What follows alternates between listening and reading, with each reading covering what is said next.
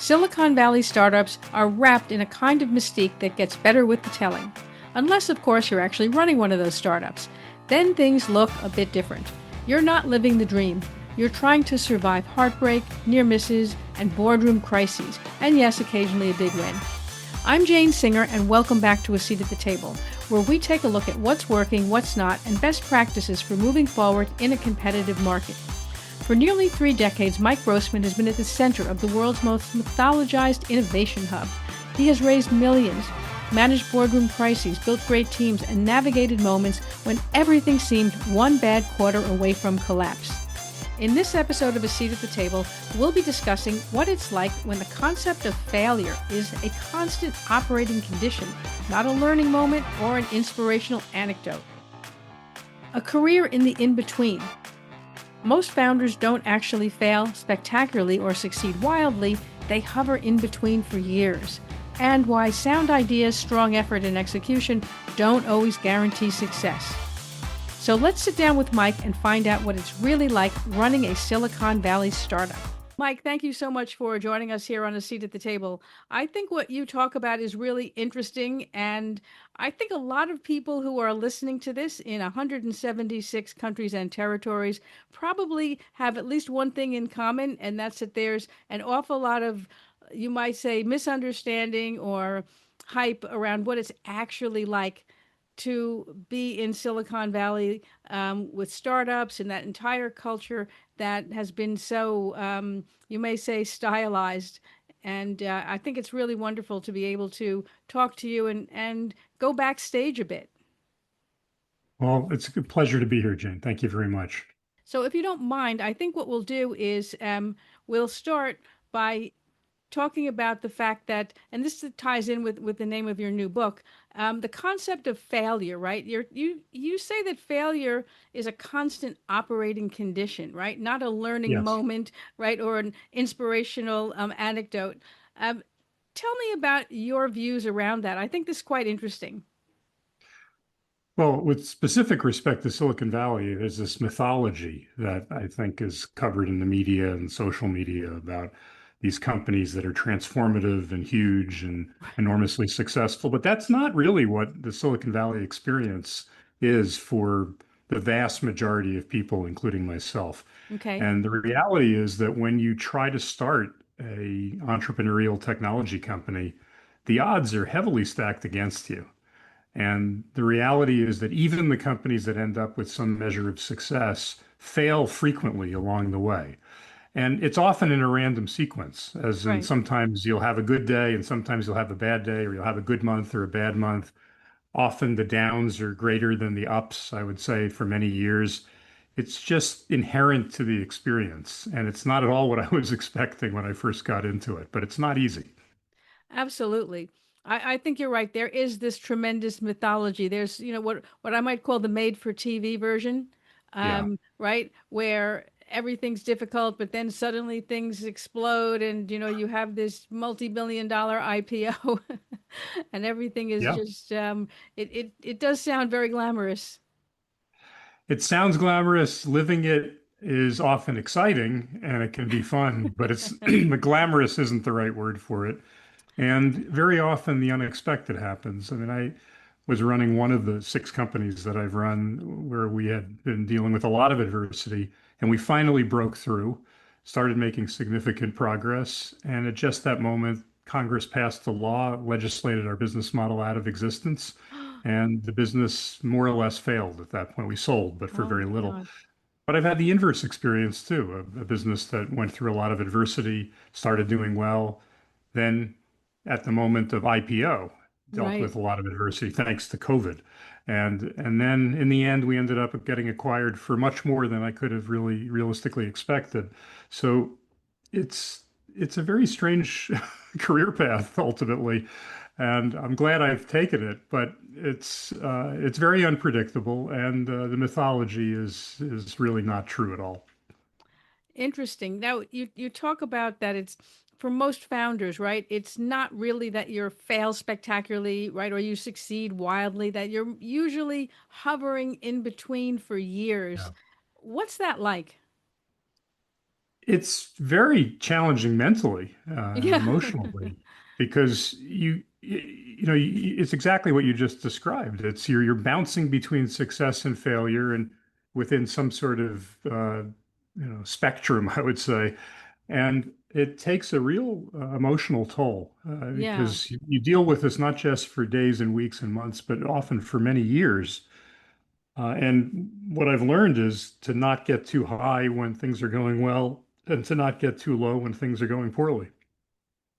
Yeah, I think that's interesting. I mean, I think that too often in business, and I was just talking to a friend of mine earlier today, who also runs her own business, not in tech or anything, but we were talking about the amount of mental toughness that it takes when you're running your own business, whether it be a large business or a small business. Um, Navigating those high highs and low lows is not easy on a day-to-day basis. no, it has a tremendous psychological toll. It's interesting. I currently informally coach a bunch of first-time CEOs, Mm, and they run very different businesses. right, And the common theme is that to a lesser or greater extent, they all struggle with their mental health. And right, the reason is exactly this issue, which is they end up getting wrapped up, and I've experienced this, getting wrapped up in the experience of running the company, and your identity sort of gets fused in a way with the company itself. And right, so you feel really good about yourself when things are good, and when things aren't so good, you don't feel so good about yourself.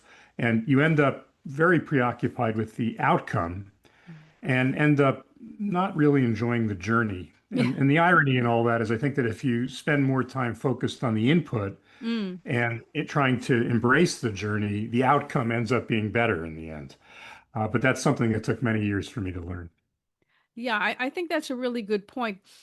And you can sort of understand it conceptually, but how do you help people or how would you advise people on a day-to-day basis to cope with that, to be able to embrace a journey when that journey isn't going well? When it's good, of course, when it's good, it's good. It's all easy.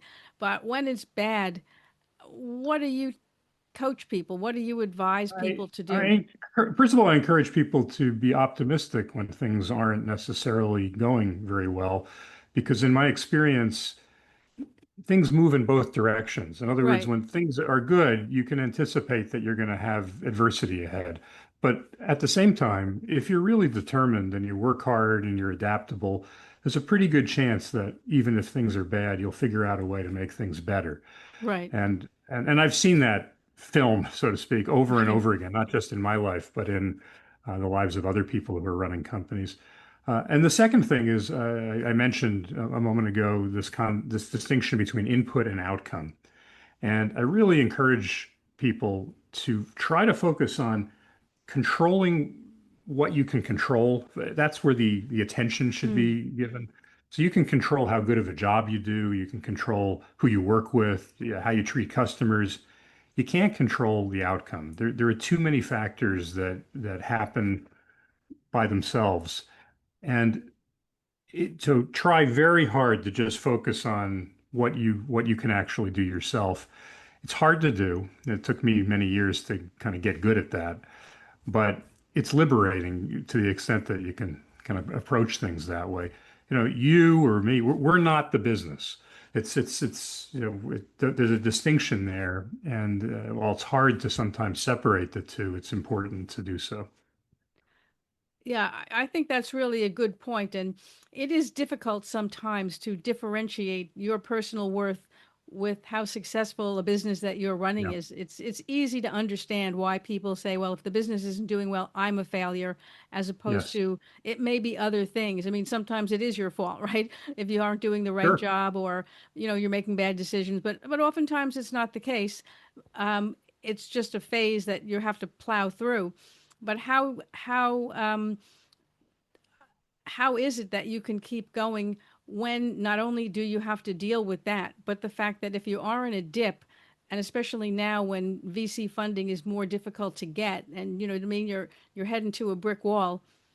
How are people able to cope with that, or what should they be doing?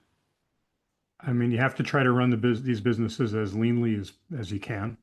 So, so sometimes you have to think in terms of survival Right. and redefining success in a way. as Yeah. survival. I've, I've I've often observed that in a lot of these early stage companies, and they don't have to be technology companies, the idea is that you work, for months and years and figure out how to survive for a long period of time so that eventually you can be an overnight success. Right. Yes. And it's and I think that's the nature of it. So yeah, it involves a significant amount of grit and determination and patience, which is very hard for entrepreneurs often because many of us are not that patient naturally. Mm. But you kind of have to impersonate somebody who's patient, and eventually it becomes that kind of becomes real. It's not easy. I mean, I'm sure No. there are examples of businesses that just immediately hit hard and they did great, but that's the rare exception. So it's not for everybody. But I think that if you're wired towards trying to create things that haven't been created before, and you're interested in trying to have an impact, it can be a very worthwhile career. But you have to kind of mentally steel yourself in a way that I think a lot of people don't necessarily realize until they live it. Yeah, absolutely.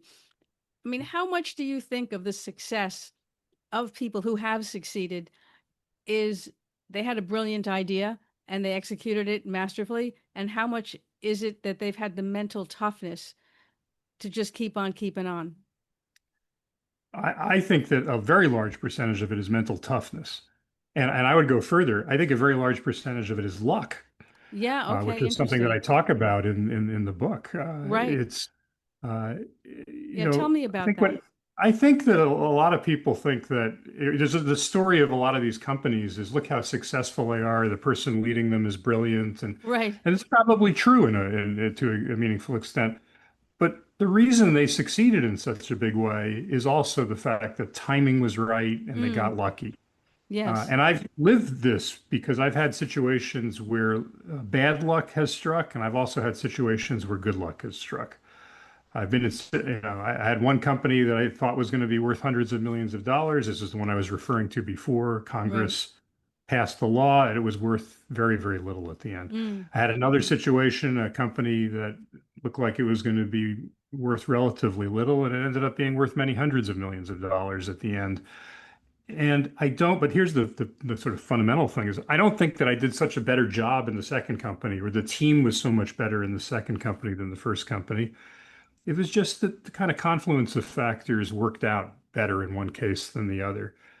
My father told me when I was growing up something that I think is very profound. He said that when things go well, the person in charge or the people in charge get too much credit. And when things go poorly, they get too much blame. And I think that's accurate. And in the same sense, I think, or a similar sense, I think very often people want to, who are, highly successful, want to explain or how that happened because of them. Right. And that luck played a relatively small role. Perhaps when things didn't go so well, they'll blame that on bad luck. But Oh, when good absolutely. things Yeah. happen, but I think the truth is that luck plays an enormous role. Now, it doesn't mean that you don't have to work hard. You don't have Right. to be gritty and resilient. I mean, if you don't do that, then forget it. There's no chance. But just because you work hard, just because you have a tremendous amount of grit and resilience, that doesn't mean it's going to work out at the end. It depends. And I think it's kind of a microcosm of life. I think that's so true.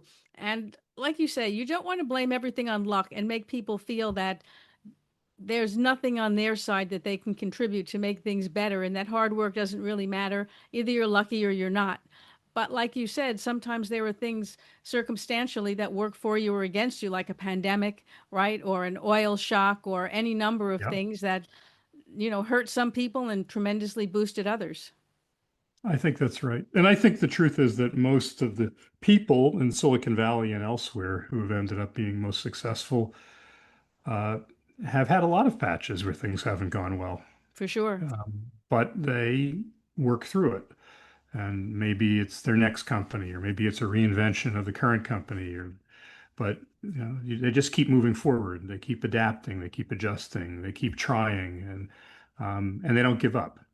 And I think if you take that sort of long-term view, it's as a kind of approach to life, that in the end, a lot of good things happen. Yeah, I think it's interesting. If I'm understanding you correctly, and if I'm misinterpreting you, please call me out on it. It's that you got to be in this for more than just that, big payoff at the end. And, Yeah. oftentimes it looks, at least from the outside, that the reason people go into a lot of these tech startups is because they're eyeing, right, that multi-billion-dollar IPO. Um, and if that's all you're eyeing, it may be very difficult to keep on keeping on. I think that's true of the people who run these companies, but also people who work for them who don't run the companies. Mm, One of the things I mentioned in the book, I describe these two archetypes. right. One group that I call dreamers, which are Mm, people who are very aspirationally motivated and care about not just making money or their careers, but also helping customers and working with people they like and being very values driven, which is something that really resonates with me. And there's this other group that I call soldiers of fortune who are right. just fixated on really the money Mm, and being mercenaries to a great extent. And one of the things I found is that when things get tough, as they inevitably do, the dreamers stick and the soldiers of fortune run for the hills. right. Interesting. And certainly as somebody who's founded companies, who's run a bunch of companies, um, my motivation was never making money, which isn't to say that it's not a kind of capitalistic context, where Right. in order to succeed, the business needs to make money. But that wasn't really the motivation. The motivation to be an entrepreneurial CEO for me was doing something creative, having some greater level of autonomy than I have in a bigger company. Um, so it hasn't been as if I've not cared at all about the financial side. It just hasn't been the primary motivator. And I actually think that many of the people who found these companies are driven principally by things other than money. But I think that's a good thing Yes. because if you have a passion for something and you care about more than just that one kind of metric in a way, you're much more likely to succeed in the end. Yeah, absolutely. Now, while we're talking about myths, you mentioned three myths that you bust in your book about being a software engineer and a CEO. You talk about anxiety, isolation, and the absurdity of America's innovation hub. Tell me a little bit more about that. Well, I think I think people don't realize the extent to which working in these companies, founding these companies, running these companies is, anxiety ridden experience. And look, I mean, there's a lot of anxiety in life, Right, and Silicon Valley is no exception. And when you see, you know, some of the people in the media and the multi-billionaires, my guess is they also suffer from significant anxiety. It's right, not something that actually is exposed, but it's the human condition. I mean, ultimately, we right. have more in common than not. So I think that's the case. I think in terms of isolation, I don't think people understand the extent to which running these companies is an isolating experience. Mm, And so when you're a CEO, you spend all of your time focused on other people. right. You're communicating all the time. You're talking to people. You're Mm, talking to customers. You're talking to board members. You're talking to employees, investors, and so on. So in one sense, it's very social, right? I mean, there's a mm, interactive dynamic that is kind of constant. But in every instance, you're focused on the other person. How's the employee doing? How's the customer doing? How's the investor feeling? How's the board mm, of directors pulse? You're not talking about how you feel. right. And so, and the truth is, you're very often feeling not that great. You're tired, you're stressed, Mm, it's challenging. And and so it can be very isolating. So you're kind of with a lot of people, but you're also alone at the same time. And and it's not something you really can talk about as a CEO because who are you going to talk to about it? right, You can't talk to the people in your team because they don't want to see that their CEO is feeling, highly vulnerable. right. And certainly the board of directors and investors don't want to see that. So For it's a sure. lot of these things get hidden.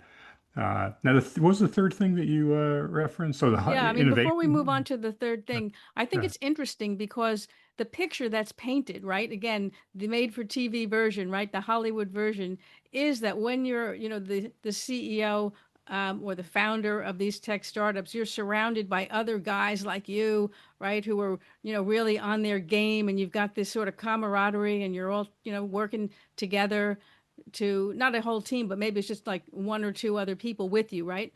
And you're able to really work on this thing and bring it to market. And then what you're saying is it's actually not like that. I mean, there are moments when you can find somebody to work with who's a business partner or a co-founder that you have a really good relationship with. Sometimes, I mean, I started my first company with one of my best friends, and that certainly was very helpful because you have somebody to talk to. But generally speaking, uh, especially if you're running the company, Mm, the responsibility, the burden is mostly on your own shoulders. And even if people are empathetic, it's hard to understand what it feels like to be in somebody else's shoes. for sure. Yeah. And because this type of job sort of attracts people who project confidence because you kind of have to do that if you're going to pursue a career, this type Sure. of career. It's the vulnerability gets hidden, and the Mm, truth is, I don't care who the person is. If they can be very confident in many ways, they also feel vulnerable because they're human. right. And we all more or less feel the same emotions. So but but because the role of CEO is very performative, Mm. in many respects, you have to hide that part of yourself. And yeah, it is very isolating. Yeah, I can certainly imagine. I mean, I've not been a Silicon Valley, yeah, founder, but I can feel the pain in things that I've had to do on my own that doesn't look as Yeah. bad as it is, except when, everything's riding on you and Yeah. there's a lot of balls in the air, a lot of things you really can't control no matter how hard you try, and yet people are relying on you or, customers are relying on you. So yeah, not easy. Now, you also talk about the absurdity of America's innovation hub. Unpack that a bit for me. Well, I think that the absurdity piece is this idea that really a lot of our experience in Silicon Valley, like everywhere else, has a lot of comedy associated with it. It has a kind of, I mean, it's thousands of companies, it's hundreds of thousands of people who are trying to achieve this dream Mm, of building a huge transformative company. And through it all sorts of things are going wrong all the time. Murphy's Law kind of is in force, right. and it has a absurd quality to it. It's just there's just sort of ridiculous things happening all the time. Sometimes dumb decisions are made, or Mm, people behave in very strange ways, or things go wrong at exactly the wrong moment. This is just one of a thousand examples. I remember my first company created a demo that we were pretty proud of, and we had just gotten investment from a company that was located in Bermuda. And so my business partner and I flew to Bermuda, and the main goal was to present to this company that had invested in us, several hundred people, the demo. And the demo was great, and I tested it right beforehand. And of course, I get into the meeting, and it breaks at exactly oh, that moment. jeez. This sort of thing happens. Right? Yeah. It's just kind of the nature of it. Right. And so when you take a step back from it, you have to say everyone's sort of racing around, scurrying around, with tremendous intensity, and it's all kind of ridiculous on Right. some level. It's kind of that's sort of the absurd side of it. And then I think when I think about the innovation hub, I mean, it is in many ways. Silicon Valley is, a hub certainly, but arguably the hub for technical innovation, but it's also messy. It's Right. also, people just kind of trying to make their way in the wilderness. Yeah, Uh, that's a good and way to uh, put it. and so, yeah, I come back to this concept of mythology. That's what it is. There's an amazing mythology around Silicon Valley, and it really is a fascinating place to work. I have no regrets about having pursued my career in Silicon Valley. But reality and mythology don't have much to do with one another. Oh, absolutely. Absolutely. And I think that anyone who goes into it eyes wide open is more likely to survive and thrive because Yeah. they know what to expect. Yeah, I think it's true. And I've had these discussions with other CEOs and when I'm coaching them, for example, these days, and they'll describe things that, they say, oh, I'm just struggling with this. And so many of the things have echoes in my own experience. And I just say, oh, yeah, I had a similar experience. And you realize that we're kind of kindred spirits because they're doing it. It's and in many respects, kind of the difference between an entrepreneur and somebody who thinks really hard about being an entrepreneur is just Yeah, taking the good plunge. point. And when you take the plunge, and then you know what it's like, and it's the toughness, the challenge that's inherent to it, and the ups and downs. And if you want something more stable than that and level than that, choose a different career path. I think that's really good advice. And I think that too often nowadays people are sold the dream and nobody talks Yeah. about what it takes to achieve the dream, like you're saying. Yeah, it's true. And I think that when running a company, this is part of the communication to people on the team as well, which is it's okay when things go wrong. It's a lot of people are afraid, I found in a company context, to acknowledge that they've made a mistake or that something has gone wrong. They want to spin it. They Right, want to say, right, well, or hide it. right, And none of that's helpful. I mean, you're much less likely to actually fix something if you don't, face it right. and confront it. And so I think it's something that affects sort of anybody who's working and maybe in any industry. So it's really important to embrace this idea that failure is okay. Failure is normal. The real question is, what are we going to do about it? Mm. And kind of confront an issue, well, you might be able to solve it. So that's the better approach. Yeah, I think that's absolutely right. I mean, you try to hide things, but people who work there basically know what's going on because they work Absolutely. there. And you talk about creating that culture in which people feel comfortable sharing bad news. Yeah. And I think that's really important. And yet, as you're saying, people feel obliged, especially in leadership. Maybe they feel like parents not wanting to let the kids know, right, that something's not right. How do you advise people to create that culture? Yeah, well, sometimes it's they don't want to let the kids know, but sometimes they don't want to let their own parents know Yeah, in the that's sense true. that they want the board of directors to be happy with them and the investors to be happy with them. And they start Right, thinking that their job is to try to make those people feel good. That isn't the job. The right, job is to really be authentic and tell the truth and figure out what the problems are and how you're going to get through them. So in terms of culture, anytime there's a group of people, there's a culture. right, The question is, how intentional do you want to be about it? And my view is that it's much better to be specific in articulating the values that really matter to you and the team and in alignment with the team, and then to manage the company to those values. How do you do that? Well, you embed it basically in the way that the company is run. So, for example, when you hire somebody, it's not just a question of substantively what are they good at. It's a question of how well do they fit with the values and then the culture that you've identified or defined. In the same way, when you evaluate somebody's performance, it shouldn't just be they've done a good job. Well, what does a good job mean? Some of that is substantive, and a lot of it is cultural. How do they right, treat other people? How do they interact with each other? How analytical are they? How fast do they move? And so on. How high integrity are they? And then finally, I strongly believe in measuring everything. right, And that's not just business results, like financial results, but it's also cultural results. How does the team feel that the company is doing in terms of exemplifying or not exemplifying the values? That's something you can ask right. and you should ask on a kind of recurring basis. And then you get results back. Mm. And some of them are good and some of them are not so good. Yeah, And you show it to the whole company. You basically say, look, people feel good about how we're doing in this way, but not how we're doing here.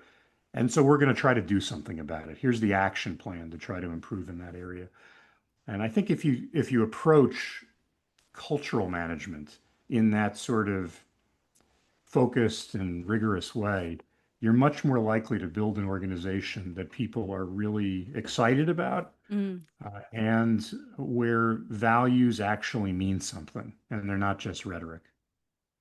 I think that's so important to people these days. I mean, when I talk to people who are working not in startups, right, but in established, corporations, public companies, the one thing that comes up again and again is how soul crushing it is. And you have to ask yourself, aside from the usual rhetoric about, toxic culture and whatnot, every place can't be toxic. There got to be a few that are good. But I think what you're saying is it's not, the values aren't there. Yeah, I think the ones that are good, and there are some companies where I think the cultures are very good, but they tend to be the exception.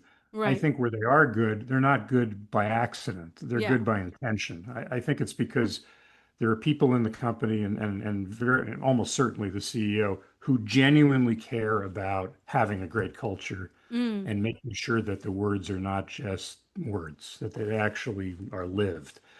Uh, and so those companies exist, but they're not necessarily easy to find. And one of the things that I've always talked about in the companies that I've run is my goal as CEO, one of the key goals is that the people in the company feel like it's the best company they've ever worked for. Wow. And that's a really elusive goal, just to Yes, be it clear. is. I mean, saying it doesn't make it happen, but that's got to be the goal. And so then the question is, well, okay, what does that mean? How do you do that? Well, some of that is how well the company does, but a lot of it is other factors, how people treat each other, and the employee experience, the customer experience, and the people I've found who are most passionate about being in those environments are the best people to work with. Right. And so it ends up being contagious. Uh, but I think it starts at the top, and you have to always work on it. It's the moment you start neglecting it, things start falling on the floor. But I think it matters a lot, especially in these multi-year companies that have Mm. these ups and downs. If you want to succeed in the end, Right. you need to have this type of cultural fabric. So true, and yet so difficult to execute on. It doesn't sound as difficult, right? It seems like the hard part is coming up with the right product, right? Being able to execute that product, scale that product, finding the right market fit. But actually, the soft side of running that business and creating that culture is at least as difficult, it seems. I agree 100% with that. I think it's the part that often gets neglected. Yeah. Um, You almost need like two people running things. One person is running the product and one person is trying to keep the troops happy. yeah, I mean but ideally, if you can find them, if you can get a team of people who are balanced in that way, I think tend to do a lot better. Certainly, those are organizations that I enjoy working in a lot more. I mean, life is short. You want to work Right. on stuff that is meaningful with people that you like working with, and yeah, not every company is like that, but some are. Yeah, I think you're right. I think that, looking not just at Silicon Valley or tech, but just looking in general, I think going forward, the companies that focus more on being able to create that environment for people that's a little bit more enriching. And of course, the company has to have direction, has to have goals and whatnot, but to be able to give people a little bit more room to contribute, right? To provide suggestions, to be able to have a little more ownership of things. It seems that's disappeared quite a bit from what people tell me, when I'm listening to people talk about what they feel frustrated in their company and all. And it seems that going forward, we need to get back to that in order to build successful businesses. Yeah, I agree with that. One of the things that I think is quite good in Silicon Valley is that everybody in these companies have an equity interest. Mm, And and so in a very real sense, they're owners of the right. They business. have skin in the game. Yeah. And so it's easier to then say what I'm about to say, which is what I when I talk to people is this is your company. Right. I mean, it's my company, but it's also your company. It's Yeah. all of our company. So, what is the company like? How does it behave in some sense Mm, as an entity, almost as an organization? We get to choose. it doesn't happen by itself. We're all in it. And I think the more that people feel that sense of personal ownership, not just financial, but also emotional, the more likely people will give it their best and feel good about it, which I think is really important. Yeah, absolutely. I think ultimately that's where the rubber meets the road, so to speak, that people have to feel good about what they're doing and feel more than just the financial side, which of course is important because everybody, needs to make a living, but Yeah. that added benefit of people who really feel that they're involved in this and that they're part of something. Yeah, I think Like you that's an end said, in and of itself, but right. it's also a great recipe for having a very successful business in the end. Yeah, very true. I mean, it's a shame. It's really been overlooked. I think we went through a phase where everything has become overly focused on financial outcome. Not that you don't have to care about financial outcome, because of course you do. You're in business to make money. But when I think it becomes so narrowly focused that nothing else seems to matter, the train starts to veer off the tracks and heads towards a brick wall. I agree with that, and I think the irony is that the financial results end up being worse in the end. Yeah, So, true, the right? kind of, which is kind of yeah, almost sort of a tragic irony. Yeah, it really is. It really is.